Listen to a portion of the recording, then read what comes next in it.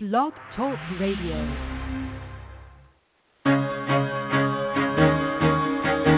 Carol the Coach. Sex, love, and relationships. We talk about it here. Carol the Coach. Compassion with contemporary relevance. I am a psychotherapist. I can be your personal life coach, and I can help you with your issues. There are no problems too small or too big.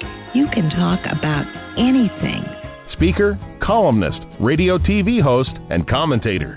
Carol the Coach brings messages of wellness and empowerment within reach of everyday people every day. Almost 5 years ago, I lost my soulmate in an accident. He was killed in a plane crash. Life just, for me, has seemed to stop. There are groups all over the city. I teach one.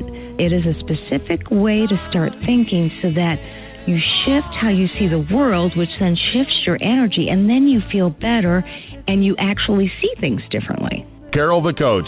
Always available, too, at carolthecoach.com. Now, I've got Russell on the line. I'm 47 years old. I'm a truck driver. I am married. I have a wife in San Francisco. Okay. I haven't been home in 6 months. My thing is, I don't know if I have a sex addiction or what the problem is.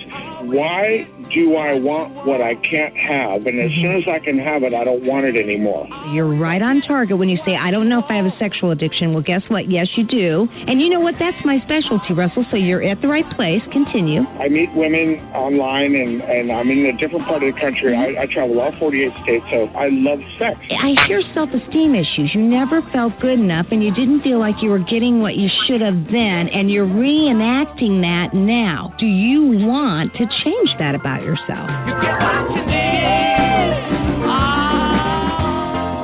got an interesting email this week. And it was from someone who asked, Carol, is there ever a time that I can stop feeling like I'm an addict? And the answer to that is yes and no. You heard me say it a couple of weeks ago when I said the formula for being an addict and good recovery is that he or she knows that he is an addict. He is open and he has humility. And so I guess what I mean by that is if there's this openness to explore whatever one needs to do to get healthy, that's good recovery. And if there is a sense of brokenness, now, I believe in good self-esteem and confidence, but you also need to know that this addiction caused a lot of problems, and you may get better, but you don't ever want to forget where you were, because that's important information to keep you traveling in the right direction. And then third, yes, you always have to have humility. You have to be humble. You have to know that you're a work in progress and that you are just like anybody else. You are working it. You're looking for progress, not perfection. And you're enjoying the journey. That is what is so important in recovery. Hi, I'm Carol Jurgensen-Sheets, a.k.a. Carol the Coach, and gosh, it's an honor to be with you tonight. I know you don't believe it, but this is my long night. Well, it's my long day. In actuality, I have worked a couple of weeks in a row. I worked Saturday, I worked Sunday, and then I worked tonight and finished my group at about 6:45, had a couple-hour break, and here I am.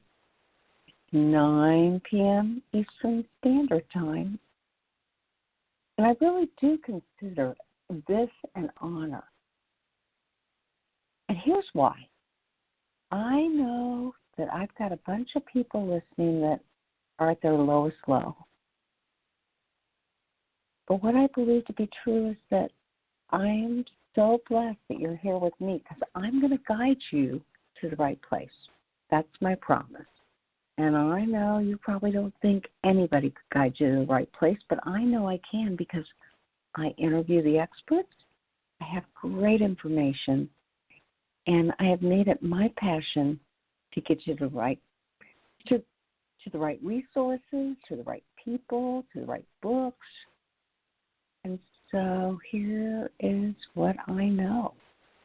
If you're listening, I want you to get out a piece of paper and a pen, and I want you to write things down, and I want you to follow through with them. You know, sometimes addicts have a lot of trouble following through.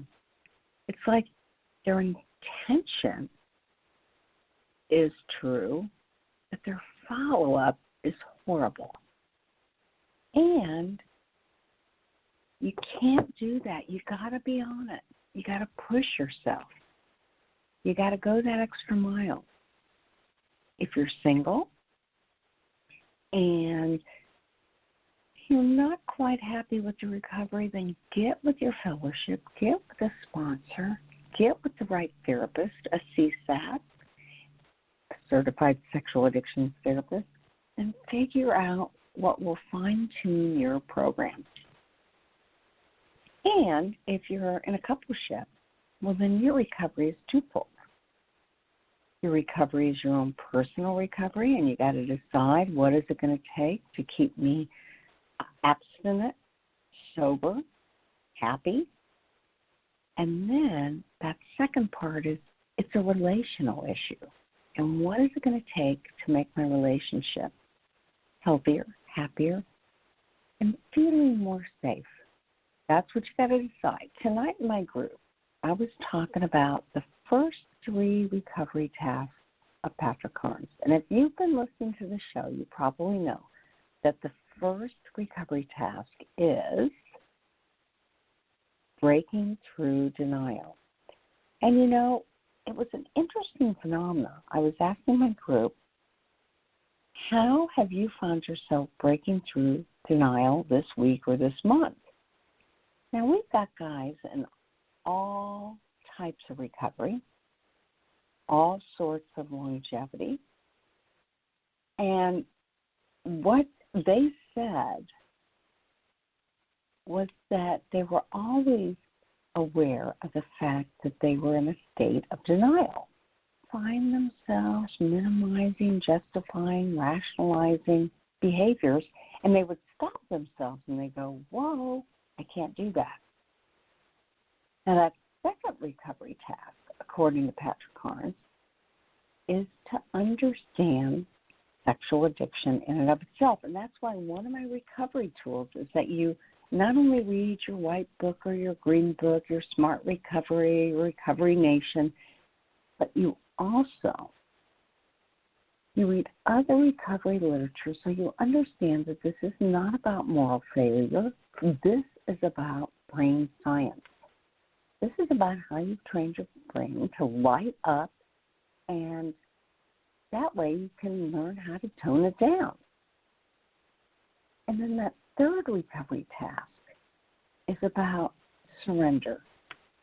You know, how have you surrendered to understand that this is a wacky, crazy addiction, and you can't do it by yourself, and you have to depend on a higher power / universe / fellowship / the group / it can't be just you. You've got to learn how to connect with other people, because if you're going to work on your addiction, no matter what kind of addiction you have to, and I mean this, you have to connect with other people, because connection is the antidote for any kind of sexual addiction. It's connection in a healthy way. Now, tonight, we're going to be talking about something that may be affecting you. You know, it's so difficult to understand the different types of addiction. We have sex addiction. We have sex and love addiction. We have love addiction. And sometimes you may feel like, hey, mine might be blurred. I mean, I had a man tonight that said to me, my addiction is about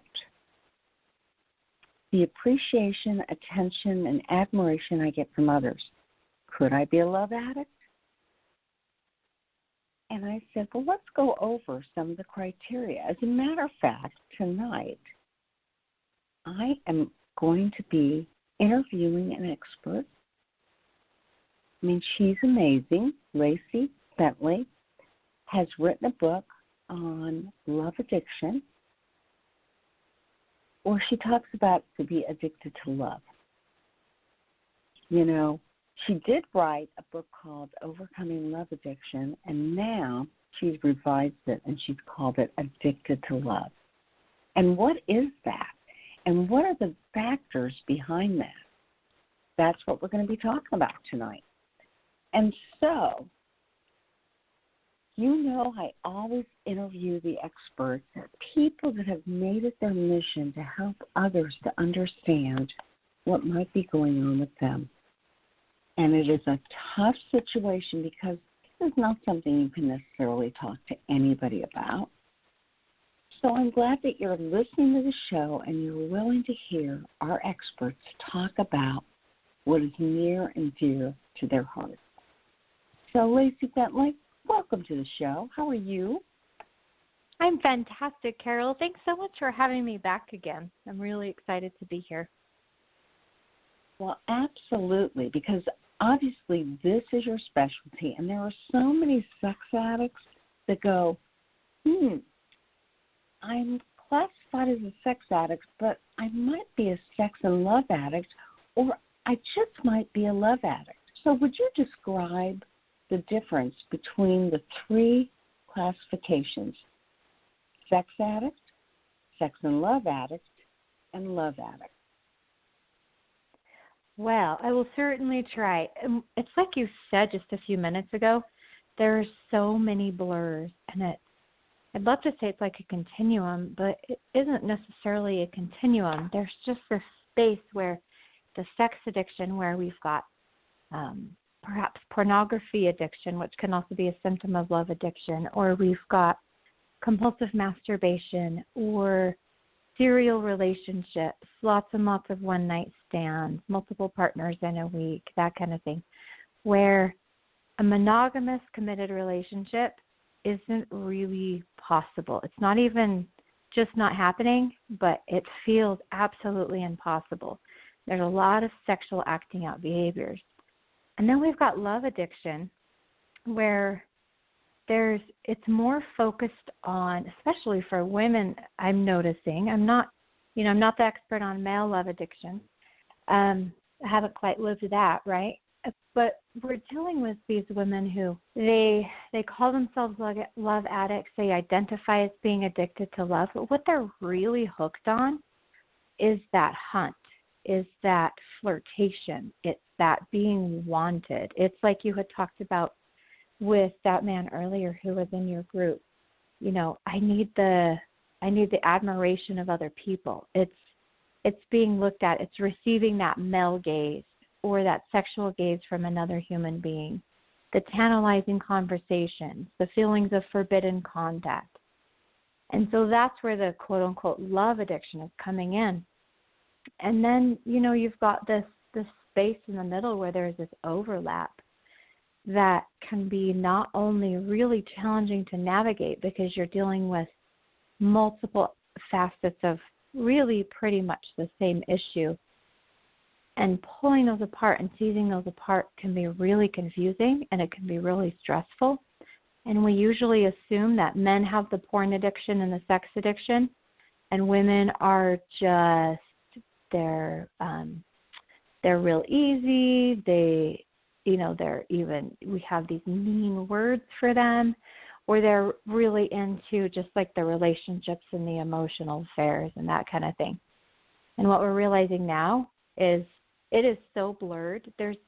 If there even ever was this isn't what it looks like for men and this is what it looks like for women, that has become so blurred as our culture and the media and what we're all exposed to has gotten so messy and intertwined that I don't think we can necessarily pick it apart and say this is what it looks like for a man, this is what it looks like for a woman. Well, absolutely, and I'm glad that you talked about that difference to some degree. Now, you're really passionate about this because you have your own story. So can you tell our listening audience a little bit about your story? Sure, I would love to. So I grew up, like many women who qualify themselves as sex or love addicts. I was sexually abused as a little girl, started pretty early. And then in my teenage years, Dad wasn't there. I didn't really have a positive role model. I didn't have that loving male connection that I needed, which just laid a foundation for a whole lot of messy energy when it came to love and relationships and wanting to feel wanted by men, wanting to feel like I had some value.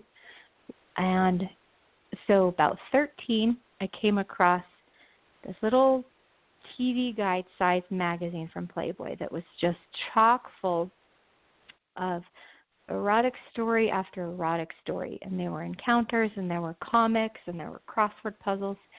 And there weren't the normal mainstream porn, like when we say Playboy, that you would expect. It was really tailored toward the mind and the emotions and the experience as opposed to the visual stimuli. And then, and that kind of started this like binging and purging, if you will, of reading the stories and hiding behind the couch to relieve the sexual tension. And then come about 14, 15, I started high school, and a bunch of my friends, I was part of an online community. We started watching anime, what back then was called bubblegum. Now I believe it's called manga.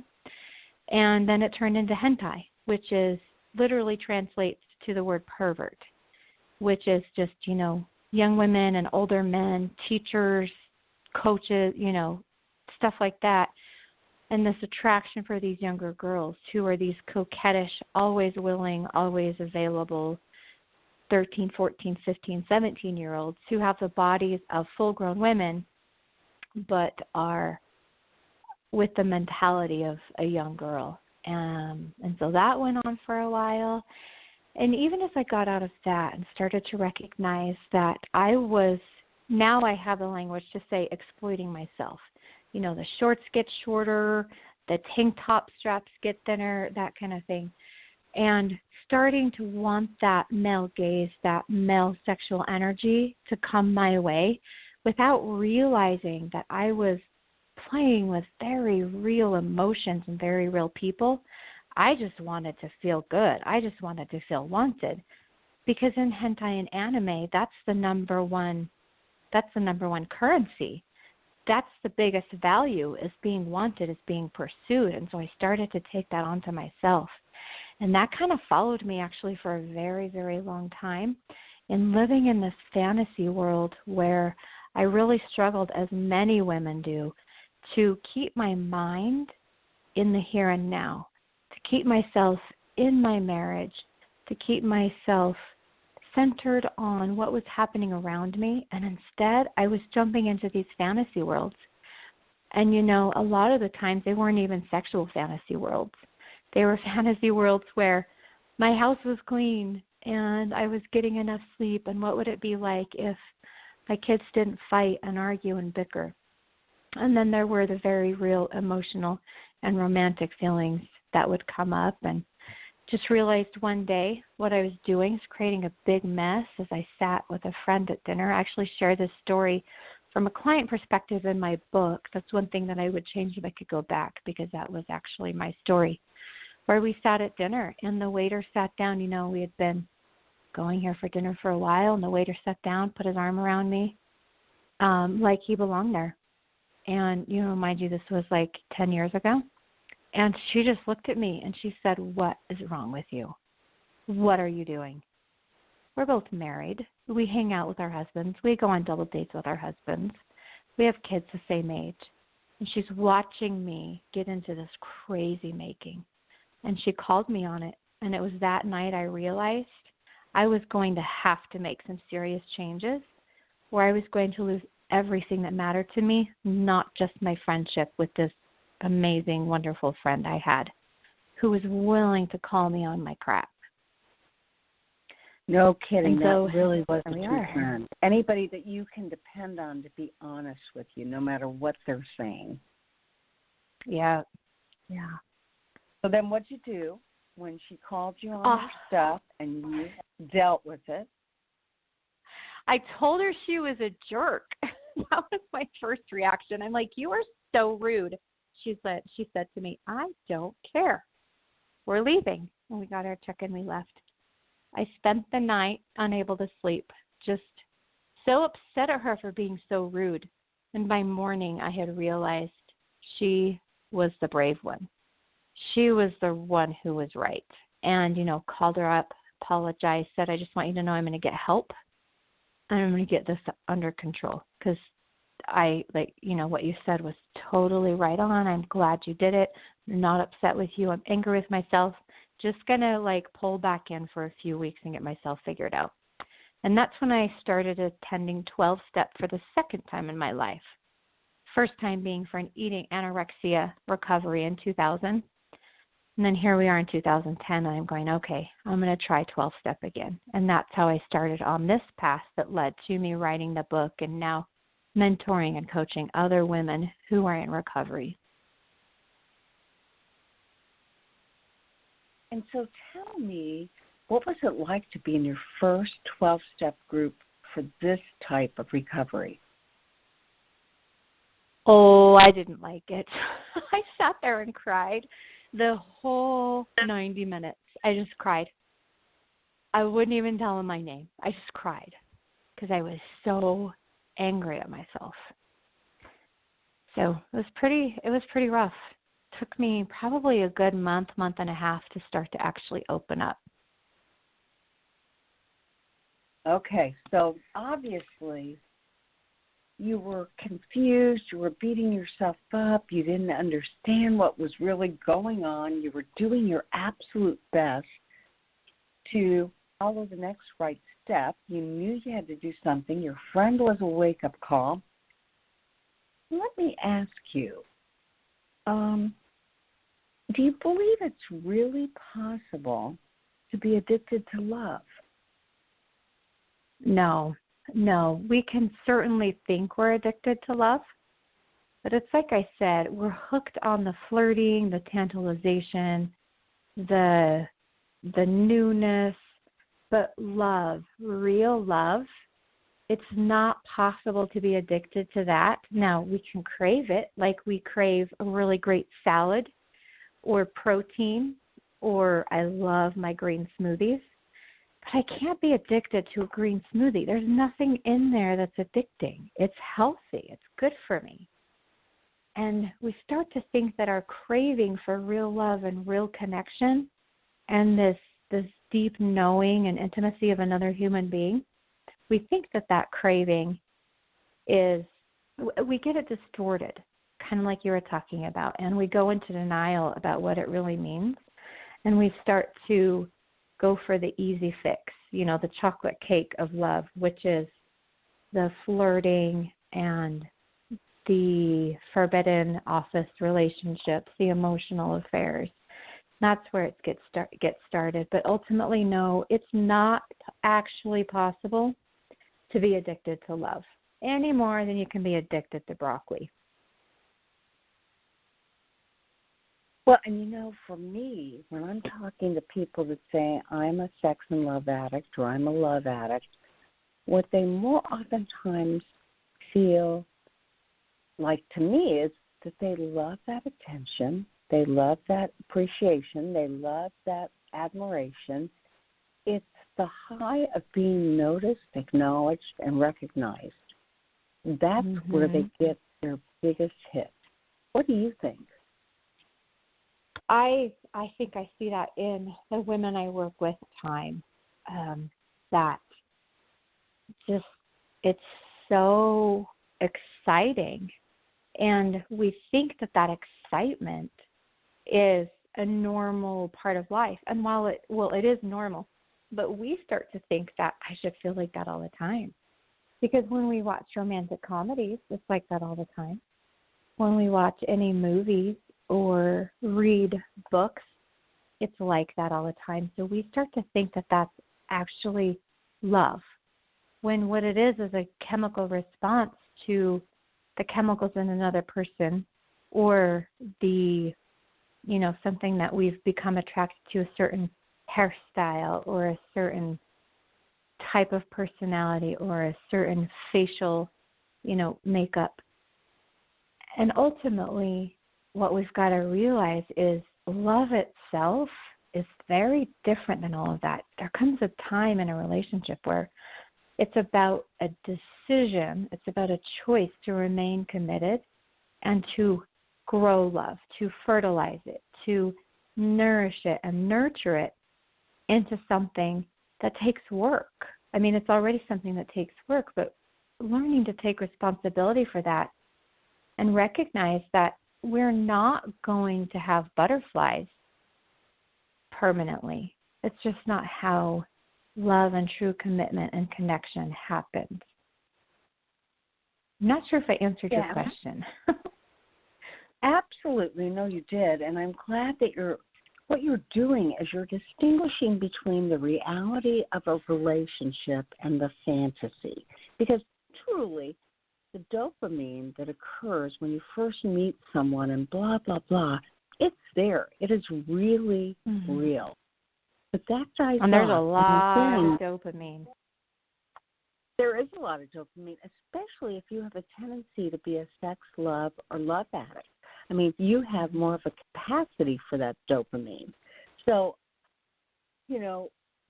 what you have to remember is, what do I want in my life that's going to give me long-term pleasure?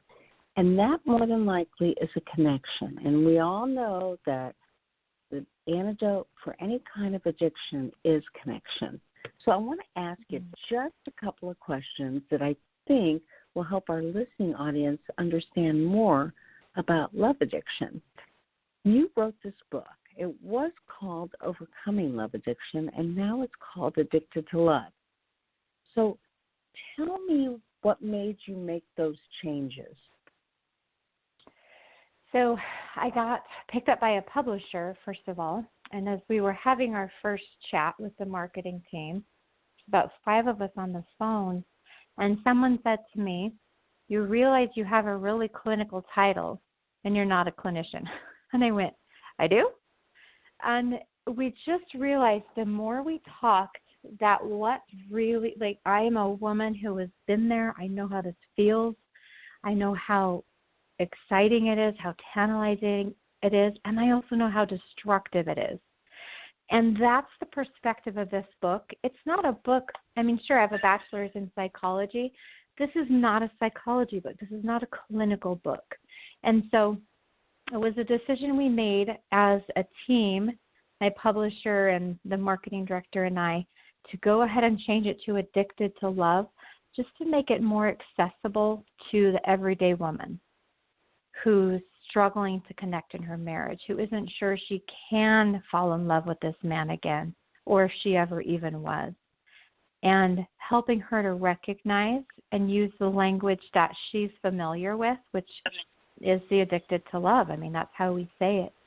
So that she'll pick up the book and she'll recognize there's very possibly something in there for her, as opposed to it having that clinical, sterile feel.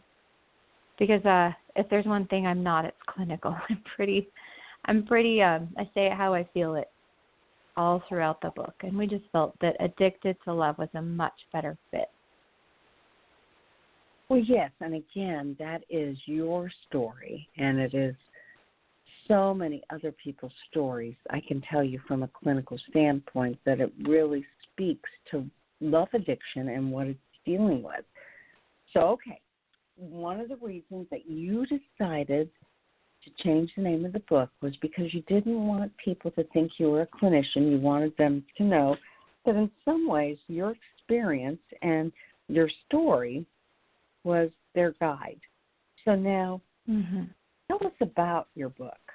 Was it Overcoming Love Addiction, now Addicted to Love? I mean, tell me, is there any difference in the two?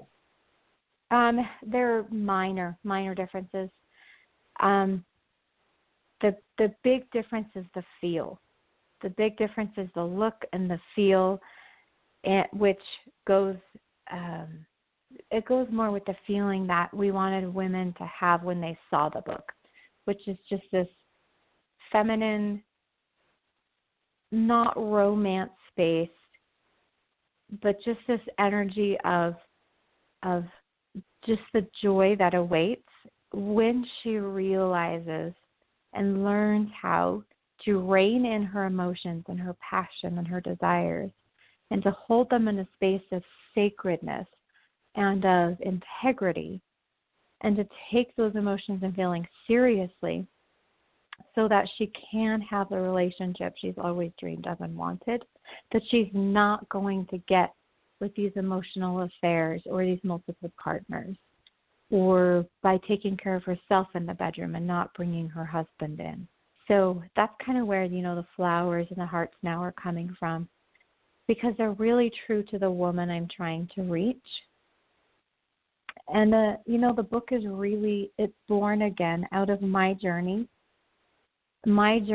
towards sexual and relational integrity.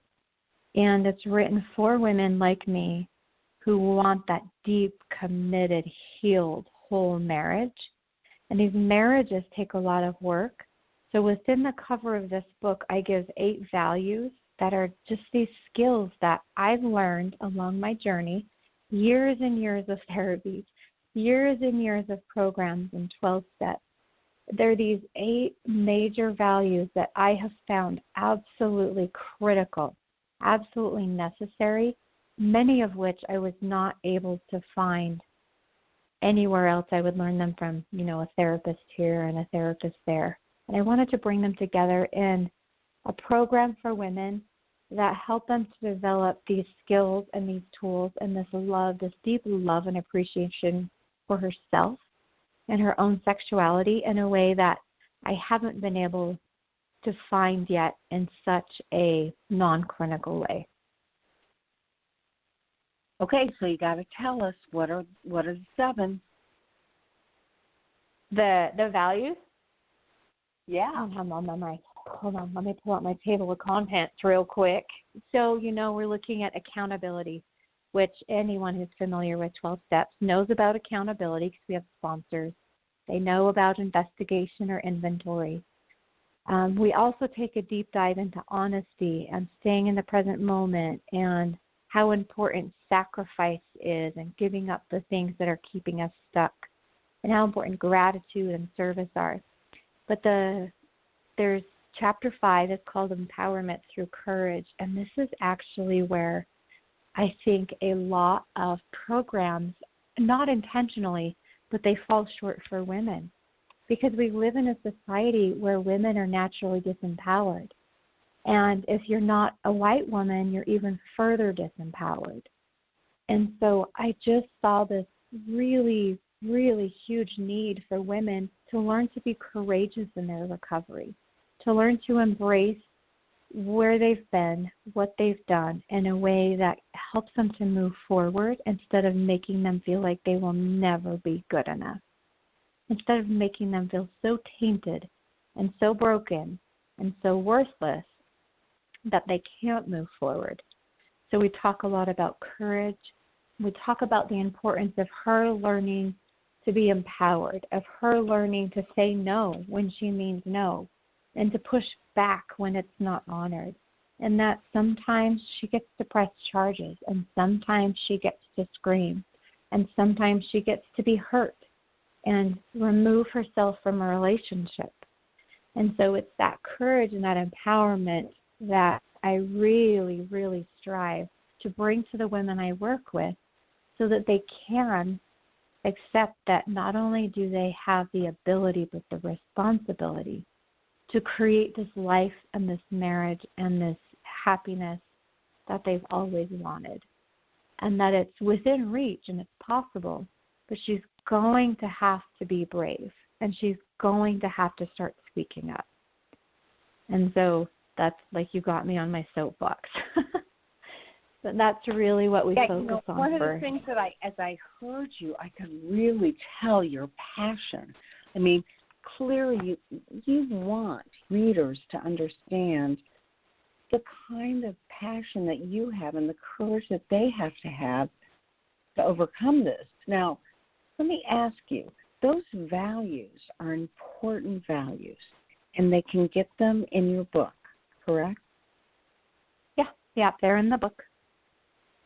Okay, because you also offer a lot of free downloads on your website, and I wanted to talk about them a little bit. For anybody who may fear that they are a love addict, they can go to your website, and that website is just got a lot of important resources, and that website is, I'm looking at it right now, www.herrecoveryroadmap.com. And so you've got 5 reasons you'll want to quit, 5 steps to hanging in there, all sorts of articles and downloads, people to identify if that speaks to them. Tell us about those free downloads. Okay, so I do have quite a few. Like you said, I've got articles, I've got podcasts, I've got interviews out there that are all free resources. And one that I have just put up there, it's 5 reasons you're going to want to quit and 5 tips for hanging in there, for not giving up. And that's actually it's a brand new free download I've got. You just scroll to the bottom of the page, enter your email address, and there will be a pop-up box where you can download it right there and have instant access. And then throughout the first 10, 12 days that you're a part of our email list, after signing up for that, you'll receive some additional free things. I send out one of my very favorite podcast interviews with Sheena Tubbs from Love Junkies. That one was, you got to love the Love Junkies, right? That's ultimately what we are. And so just lots Absolutely. of free stuff. Sheena's the best. She really is great. It and describes it well. She does. And I figure, the porn's free, and so we should be able to get lots of free resources to help get away from the porn and away from the fantasy and away from the distortions that this world would tell us are love and connection. Mentality, because you're exactly right.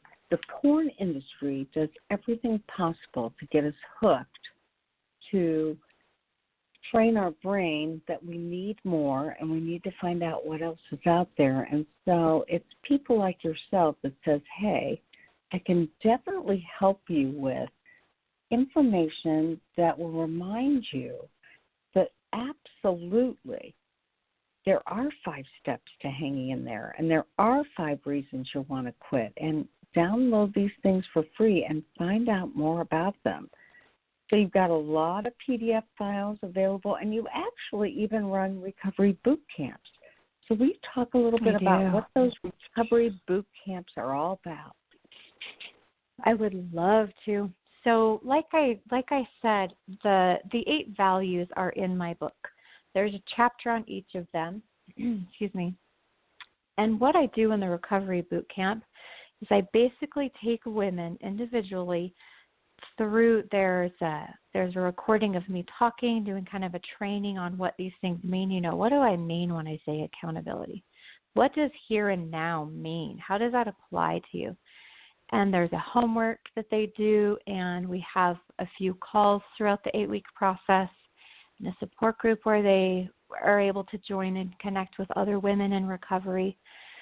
And the boot camp is really there to help women who have been in recovery for a little while, but they're just not getting the momentum they want. They really just want to go deeper. They really want to get some real healing in recovery, but they're struggling to know where to turn. And, they may be loving their 12-step and they're just sensing the need for more, or 12-step isn't doing it for them and they need something more. Because I think 12-step gives us a fantastic foundation. I think for women, there's more that they need as well. And so that's why I created the boot camp, is just to say, hey, We're going to spend the next, it's actually 9 weeks because there's some pre-work, but we're going to spend the next 8 to 9 weeks together. I'm going to teach you as much as I possibly can and give you individual one-on-one help and coaching and mentorship. So it's kind of like having, a sponsor on steroids, if you will. I'm not quite sure what to call that. I think that adequately describes it for sure. So now let me ask you a couple of other questions, because clearly anybody here's what I believe. My clients that come in to talk about sex and love addiction or love addiction, it's fuzzy, it's gray.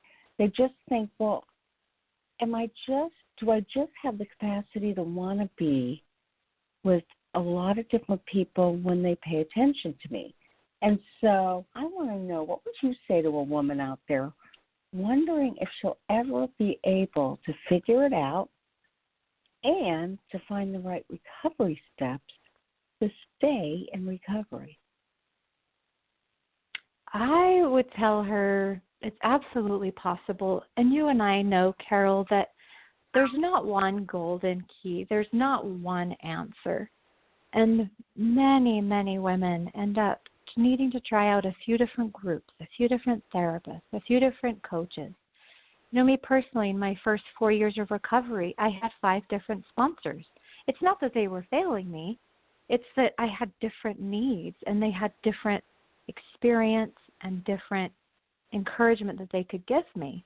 And women just, if they can recognize that getting into recovery and staying in recovery takes some introspection. It takes starting to understand what your needs are, looking for the right mentor, looking for the tools that you need, and learning to have faith in yourself again is so critical, because we lose our sense of worth. We lose our sense of being able to believe in and trust ourselves. And as she starts to redevelop that ability to trust herself and starts to reach out and find places that feel right, and starts to look for the mentorship and the guidance and the support in recovery that her heart so desperately needs, it will get easier. And more the things she's ready for will come to her. She'll recognize them. She'll start to see them better. Not just the programs and the mentorships and the books, but also the people. She'll start to be able to recognize people who are safe and who can help her in her recovery a lot more. And we just too often think we're alone. Too often we think we're the only one dealing with this. We're the only one who feels like this, the only one that's messed up. And it's just not true. No, and you give a lot of hope, strength, and recovery because you understand that it is not true. And so I wanted to ask you, because clearly you are a person that understands the kind of questions to ask yourself if you have this kind of condition. So when I went to your website, you have investigation questions. And you ask people to honestly record their responses. Don't worry about judgment or condemnation. The more honest they are, the deeper the recovery will go. And so you ask, what behaviors do you engage in to elicit feelings or reaction from another person in some way? And you say, please look at the emotional, the sexual, the romantic ways that you work on eliciting feelings. Can you tell our listening audience a little bit about what that really means? Yeah, I can. And I'm really glad you brought that up, because that is something that is so important for us as women to get a handle on. And there are a lot of directions this answer could go. So I'm going to share an example. So let's say a woman is feeling a little under the weather. She's feeling unappreciated by her husband, but she's got this colleague at work who gives her a little extra attention. And there's kind of something going on there. She's not looking for an affair. He's not looking for an affair. But there's just this fun, flirty thing.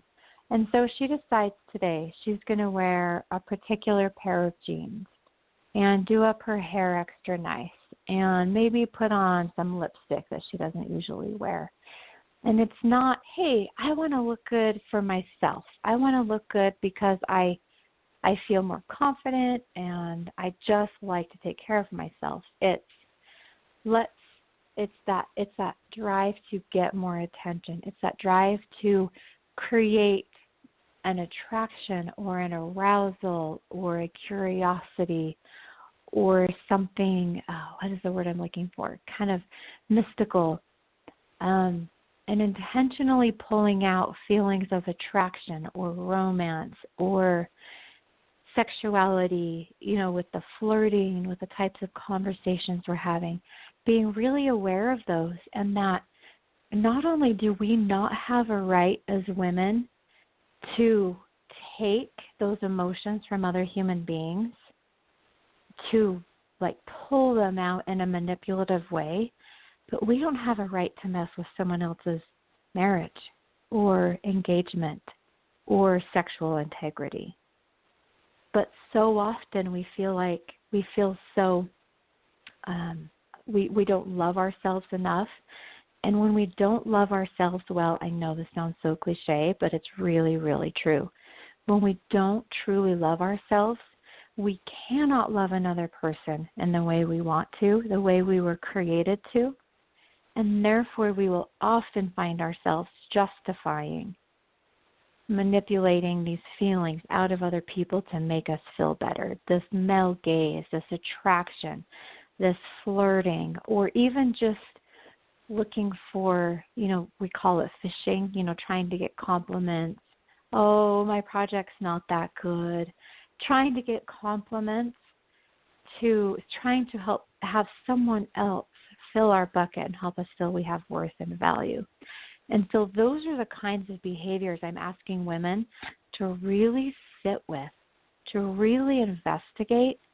And I want her to feel that discomfort of manipulating someone else, of trying to take from another person feelings of worth for herself. Because ultimately we have to learn how to give those to ourselves. And yeah, it's great to have someone high-five us for a fantastic project. Or, it feels good when people say, oh, I read your book and it helped me so much. Thank you so much for writing it. Sure, that feels good. But before I wrote the book, I had to get to a place where it was okay if nobody ever read it and nobody ever liked it. And that was scary because it was a very real possibility. And in order to get to that place, I first had to look at how I manipulate other people's emotions and try to take my value from their response to me, whether it's romantic or sexual or, intellectually or spiritually. So that's really where I'm going with that, the kinds of things I want to help women really dig into and understand about themselves so they can move forward and learn to love themselves and others truly and honestly. Well, that totally makes sense. And that is what every woman wants to do, whether they have love addiction, a sex addiction, sex and love addiction. They've got to love themselves honestly, which means they have to feel like their values are congruent with who they want to be. And so I can't thank you enough, Lacy, for talking to our listening audience about this topic because, like I said, it does seem kind of fuzzy. It does seem kind of gray. And, as we begin to wrap up, I'm wondering, is there anything you would add? And is there anything you would add for anybody who might be saying, wow, she's talking my language, she's speaking my song. I think I might be a love addict. I would encourage a listener who is feeling that to sit with that and to investigate it and think about it and to realize that there is a very real link between all of these, different compulsive behaviors and addictions in this it's just this craziness that we've got in our world. You know, the pornography use, the love addiction, the dysfunctional relationships, the fantasy, the manipulation and the distortion and the denial, all of it is so linked and so intertwined. It's not really a huge deal that you find one label or one thing to call it that makes you feel like, yes, this is my thing. What's really important is to realize if you've got one of these behaviors, you're probably crossing over into others, totally natural, totally human, totally normal. And now, what are you going to do about it to make sure that you can have the deeply connected, the loving, the compassionate, the hopeful marriage and relationship that you want with your intimate partner, and to have honest, productive, healthy relationships with other people you interact with in the world? Because none of us lives in a bubble. We're all connected, especially in this day and age. And how are we taking care of and responsibly handling our power to impact other people? And what can we do? Not worrying about what we call it all the time, not worrying about labels and diagnoses all the time, though those are often very important, but just going, really, how am I impacting myself and other people through what I do compulsively, through what I've tried to stop and I can't stop? And now, where do I want to turn? How can I start to get some help for this? And just recognizing, we didn't get to this place in a day. When I really woke up, I was 32. 32 years of creating a big fat mess. No wonder it's taken me now almost 10 to clean it up. It takes some time, but we get more and more rigorous, more and more responsible in how we treat other people, how we love ourselves and others. And it's really a matter of continuing in recovery, continuing along the journey, and just improving as things come to our awareness. It's not about being perfect and stopping all the behaviors that upset us at once. Well, you're exactly right, as well as, again, you said, gosh, it took you till you were 32, and I work with a lot of women in their 20s, 30s, 40s, and 50s, and so the age limit should not bother you. It's that, are you ready to make the best of your life, and are you willing to do what it takes? Because really, doesn't it all wind down to willingness?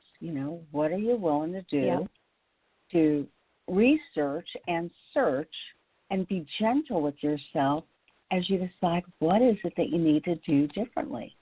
And, you talked about being married, and you are married, correct? Yeah, 21 years now. I cannot believe that. I believe that. I don't know how that and happened. Yet, women love addicts. I'm not old enough. I'm only 25, Carol. I don't know how I've been married for 21 years. I am so sorry. I had no idea there was that age differentiation. But, I've got a lot of women in my caseload that they're love addicts or think they are, and they're single, which even makes it a little bit tougher, because they don't have an altered reality that they ascribe to that's right there in the present. Yeah, and that can be a challenge. And it's important to still just keep working on ourselves, to focus on what we can do to become the kind of woman that is capable of having these honest, responsible, healthy relationships with other human beings. Okay, so now just share with us one more time the name of your book, because it's a new name and it's been altered to some degree, is? Yeah. My beautiful book, baby, is called Addicted to Love, Recovery, Empowerment, and Finding Your True Self. And it is available on my website, herrecoveryroadmap.com/books. It's available in there for pre-order. My paperbacks are at the printer right now. So I'll have those in about 5 to 10 more days. Yeah, and if I'm not mistaken, aren't they like $14.99? They are. I'm actually going to drop them to $9.95, and then with shipping, it'll be just under $15. I should do that tonight before anyone goes and tries to buy them. I love that. Okay. Well, Lacy, thank you so much for sharing your wisdom and being so honest and real, vulnerable, transparent, authentic, and you name it, you are it. And that's what we're all trying to be. So to our listening audience, go to her website, and again, that is www.herrecoveryroadmap.com. Look for those free downloads. Pre-order her book, and follow her on Facebook on Real Love Tribe. And Instagram is www.instagram.com. Lacy, and how do you say that middle name of yours? Alajna? It's tricky. Alajna. It's Elena, but with a J. Right. Yeah. It's Alajna so with a J. Alajna. Yeah, that's what I was going to say. It's Lacy, Lacyalajna. Thank you so much, Lacy, and keep me posted on everything you're doing. You are amazing. Of course. Thanks so much, All Carol. right. It's been so great to talk with you again. You too. And we are bye-bye. going to talk with her. Bye-bye. We're going to be talking with her again soon when she comes up with a new project or a new book. She's somebody who really makes it her mission to educate the public on how they can help themselves, and that is so important. I'm Carol Jurgensen-Sheets, a.k.a. Carol the Coach. Hey, check out my new video. I've actually got two. Go to YouTube and then put in Sex Help with Carol the Coach. That'll give you sex, addiction, and partner betrayal videos. And then I have a Carol the Coach YouTube, but it's under my name, Carol Sheets. So put in Carol Sheets and get videos that help you take your life to the next level, separate from addiction, separate from partner betrayal. It's all about just taking your life to the new and next level. And so this last video, I said, hey, you have about 10 days in January to turn every positive thought, more positive, and or every negative thought into a positive thought. Do your feet hurt? Well, then tell yourself you love the new boots or shoes that are warming your feet as they ache a little bit. Out of money? Well, then tell yourself, wow, I'm getting to live in simplicity. Has someone you love betrayed you? Then say, wow, this is a way to feel empowered. You can do it. You can change those thoughts. When you change those thoughts, you change your life, and you change how you feel about yourself.